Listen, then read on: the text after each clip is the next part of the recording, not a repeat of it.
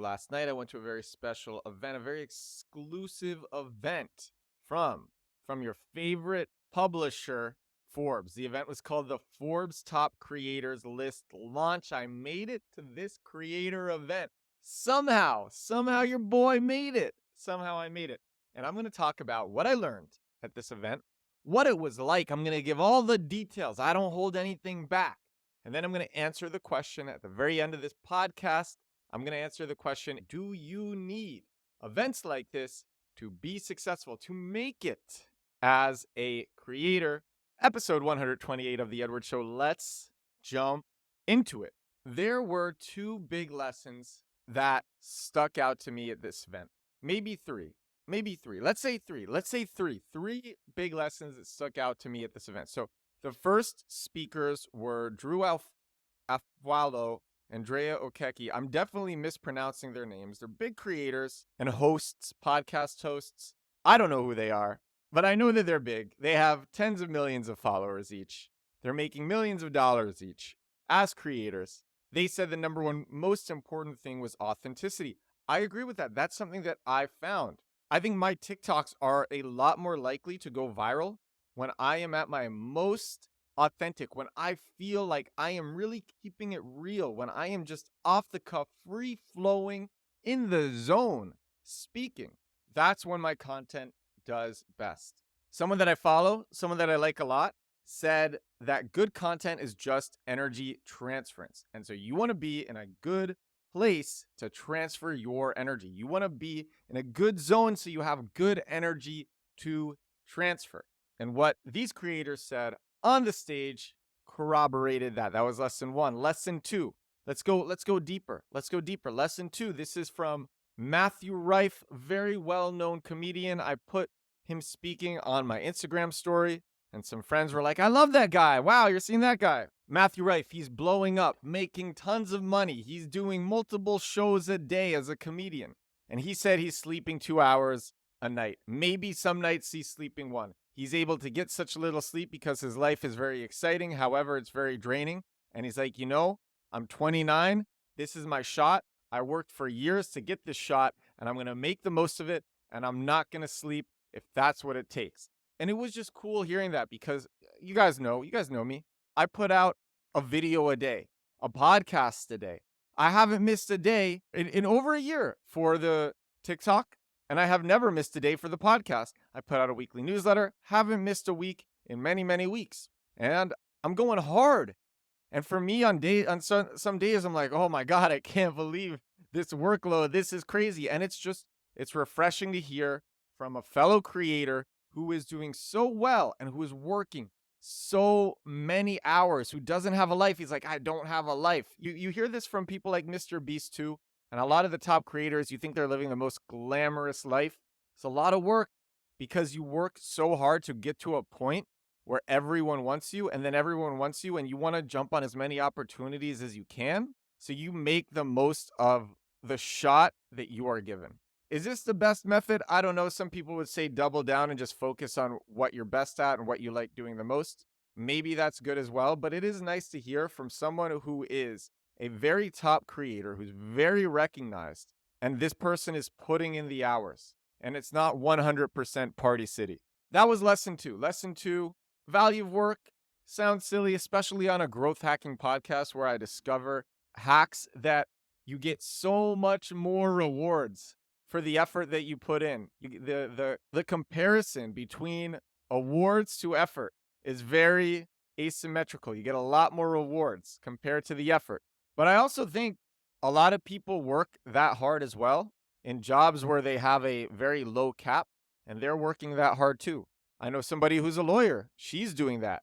She has IBS because she is working so hard as a lawyer, and her cap is very low. And this guy, this comedian, he's working the same amount, again, very hard. A lot of stress for sure, but his cap is so much higher. So the creator route, look, you guys know, I'm a huge proponent of being a creator. The creator route, to me, that seems like a growth hack. As long as you go hard, as long as you're willing to put in the time. Lesson number three, one of the very first people that I followed on TikTok. It was one of the first people that I followed.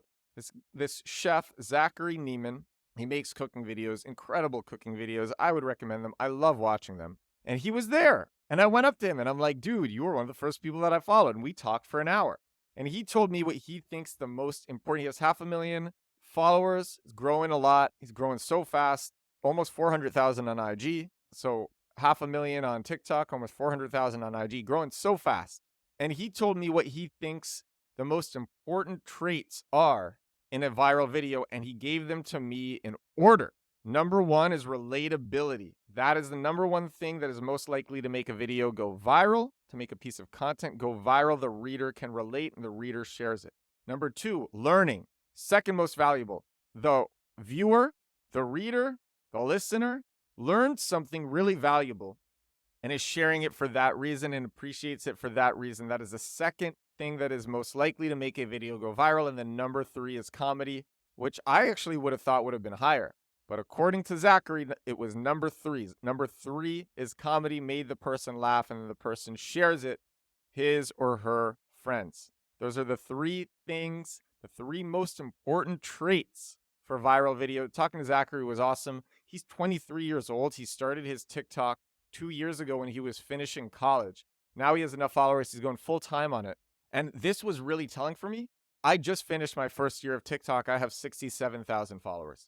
Just finished my first year, made several podcasts about that. I haven't missed a day of posting since starting the TikTok.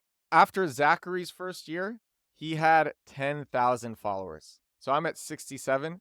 He had 10,000. And now on his second year, he's up to 500,000. Incredible lesson. He also said, and I told him there are weeks or months where I have plateaus and it feels awful. But a friend of mine, her name is Avni, she met with Sam Parr, founder of The Hustle, host of My First Million, and Sam Parr said, grow slower. Do what is true to your mission.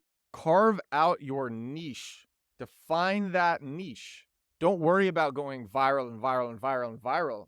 As long as you're sticking to the niche that is best for you, the best people, the people who are most likely to like what you do and what you talk about, those people will find you. But if you go all over the place, you're less likely to find those people. And if they do find you and you're going all over the place, those people will not stick.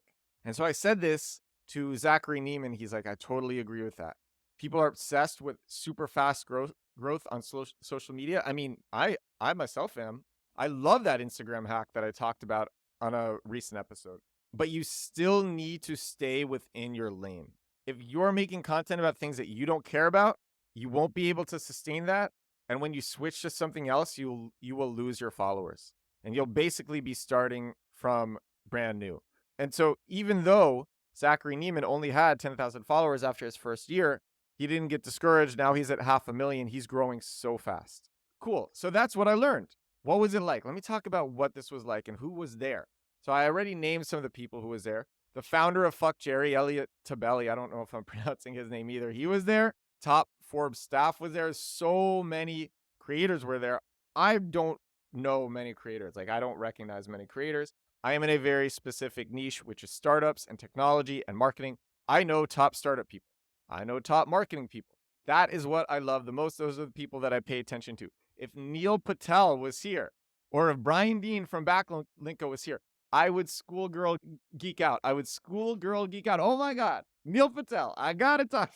Like that's what would get to me. These are creators who are in very different lanes from me.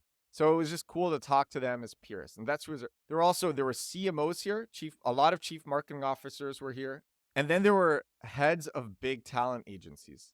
And everyone was here and they were doing deals and they were talking about collaborations and videos and potential sponsorships, and people were drinking, and there was incredible luxury food.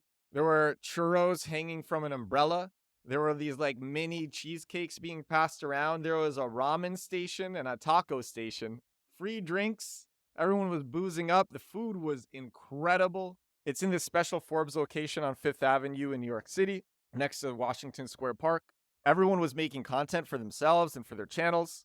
There were different photo booths for Forbes. It was really a good event. There was good music, good people, good conversation. Like I said, I learned a good amount. And overall, it was a great vibe. That's what it was like. You had top people in a top room doing deals together. So this brings me to the third part of this episode, which is wow, Edward, like you went to this event. You're really lucky. No wonder you have 67,000 followers, which, by the way, isn't a lot of followers. I guess in my niche, it's a good amount because I'm in such a defined small niche, like marketing for startups and creators and growth hacks. Like that's not the biggest niche. I love this niche. It's a great niche, but it's not like makeup. So I'm actually pretty happy with the amount of followers that I have and the amount that I'm continuing to grow. With that said, the following that I have, I've said this before, I'll say it again. I did all of this over the course of the last year, making my videos and editing them on an iPhone 8. I was shooting on an iPhone 8, editing on the iPhone 8 for the first 3/4 of the year, and then I switched to editing on my 2014 MacBook Pro. I got my entire following with an iPhone 8 and a 2014 MacBook Pro. And I did not get my following because I was put into people's videos and I was given deals. My videos sucked at the beginning. I said, I'm going to do this every day. I'm going to figure it out. And then they improved over time. I've made, like I said, many episodes talking about the top things that I learned that increased my base amount of views. I even just put out an article. You can see it at edwardsturm.com/articles. I think it's called How I Got My TikTok Following. You can read that. I just talk about everything. I share everything. In fact, when I made the most viewed video in the world on the Silicon Valley bank collapse, I was living in Warsaw in Poland. And yeah, like I said, there were owners of big talent agencies at this event. These people used to be really important back in the day. They had the connection to the brand deals. You needed these people back in the day. They had the connections, not just the brand deals, to the studios, to other actors and actresses, TV, movies, or whatever. But you don't need that anymore. You can sit anywhere, learn to make good content, and then have all the brands come to you that way. That's the reality of 2023. I think when I said I'm going to answer the question, do you need this to be successful as a creator? I think when I said that at the beginning of the episode, you knew what I was going to give the answer as. You knew that I was going to say, no, you don't need this. You can be totally remote. I am leaving New York City on Sunday. I'm going to a small city in Poland on Sunday because I so strongly believe that you can live anywhere and make great content and people will pay attention to you. With that said, I'm very grateful to have gone to this event. It was an amazing event. I met amazing people. Thank you, Forbes, for inviting me. And I will continue to go to as many of your events as I can. But at the end of the day, and I said this in a TikTok a few days ago, you can't fake good substance. This is episode 128 of The Edward Show. Heading into Manhattan now with a close friend. Gonna edit this. Thank you so much for listening. I will talk to all of you again tomorrow. Bye now.